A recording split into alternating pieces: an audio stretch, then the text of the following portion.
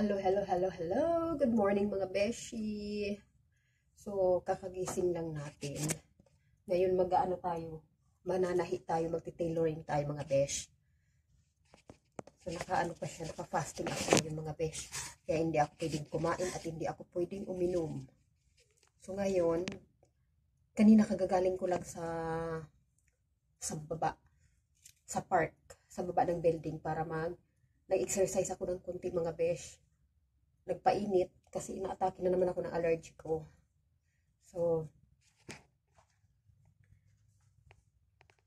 ngayon besh, mga mananahi tayo ngayon. Magtatahi tayo ng mga damit na nabili ko kahapon. So binigyan ako ni Habibi ng pambili ng damit kasi sabi ko mag-i-id. So mag-i-id mga besh.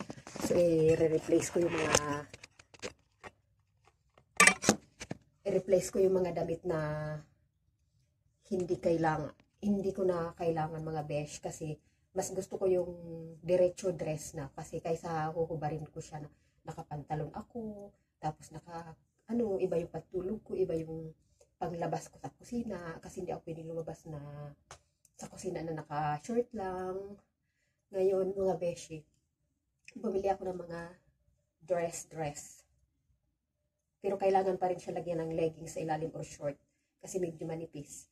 So ito, gusto ko ito, isahan lang siya. Ngayon yung ibang mga damit ko, mga besh, mga t-shirt, nilagay ko na sa, ano, nasa ano na siya, charity box na nilagay ko na kaninang umaga.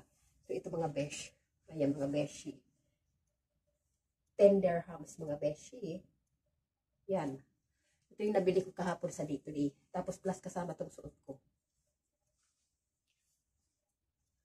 Ayan mga besh. 3 piraso. Ngayon mga besh, kasi maluwag yung dito sa may kilikili mga kabeshi. So kailangan ko siyang tahiin ito. Yung dito, para sumikip siya dito. Yan, para hindi makita yung kilikili natin. Kasi katulad ngayon, natahi ko na siya. Ayan, close na siya lahat. So, ayan, maganda siya mga beshi. 10 dirhams sa day-to-day siya mga besh.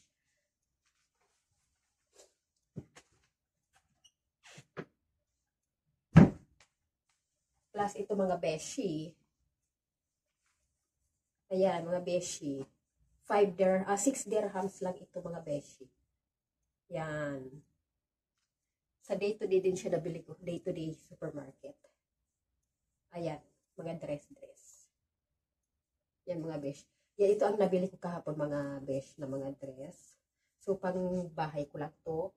Kasi, nag-replace tayo ng ibang mga damit. Nilagay ko na sa, ano, charity box. Kasi ayaw ko maraming mga istak-istak na damit na hindi ko man masyadong nagagamit. So, ibigay na lang natin sa mga nangangailangan. Kasi hindi pa naman masyadong luma.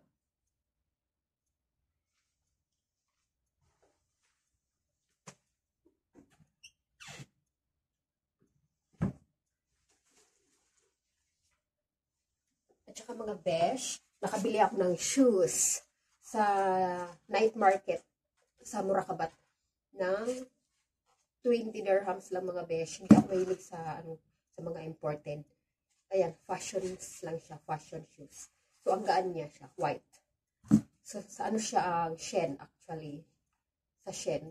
So, 20 dirhams mga besh sa night market sa Murakabat. Ano siya ang gaan niya, ang ganda pang work sa mga healthcare. Kahit sa trabaho, pwede siya mga besh. Ang gaan bit-bitin. Yan. Ito yung nabili ko. Hindi ako mahilig sa mga imported. Mahilig ako bumili sa mga minsan sa ukay-ukay. Tapos sa mga tag 5 dirhams, 10 dirhams, mga kabeshi. Minsan may 3 dirhams akong nabibili. Mga pang-araw-araw, mga paglakad, ganun.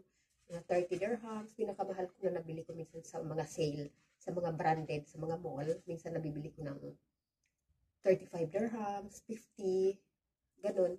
60 dirhams, 40 dirhams. Yun ang mga sale, yun mga besh. Pero pag hindi sale, mamahalin na sa 100 plus, hindi na ako nabili ng ganun mga besh kasi sayang yung pera. Maluluma din naman yun. So, pareho lang din naman yan. Kung hindi natin masyadong, kung marunong lang tayong gumamit. So, matagal din kasi yung mga nabibili ko na mga sapatos, mga tag 10 dirhams lang sa greenhouse. So, ay, ano siya, matibay din siya, inaabot ng taon. So, kaya mga beshi, kailangan natin magtipid sa mga, may mga tao talaga na mahilig sa branded. Pero ako hindi ko hilig yun mga besh. Pag bumibili ako ng branded din, mga sales lang. Tapos sa mga ukay-ukay, minsan may branded din doon ako nakakabili. So, depende pag nababagay sa akin. Kasi may branded na hindi bagay sa akin. May mga mumurahin na bagay sa akin. Yan. So, yan mga besh. Ang ganda. Mga nabili ko ngayong taon.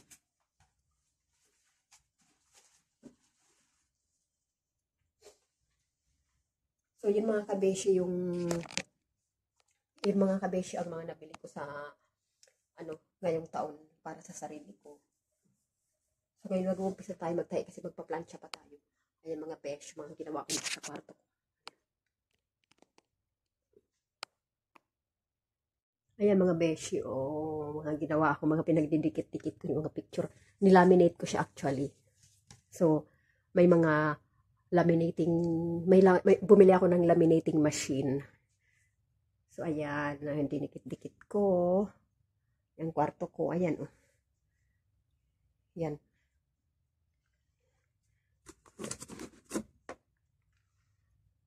Diba? Mga pagkain pa ako dito.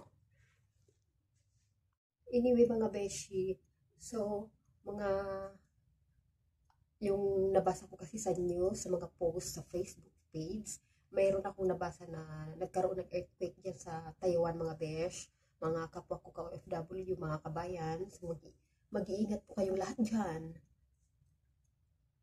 Sana ligtas po kayong lahat dyan at mayroon naman po akong nabasa na sa Pilipinas nagbabadya na lindol daw. So, sana hindi po matuloy. Pray na lang po natin na sana maging aware po tayong lahat.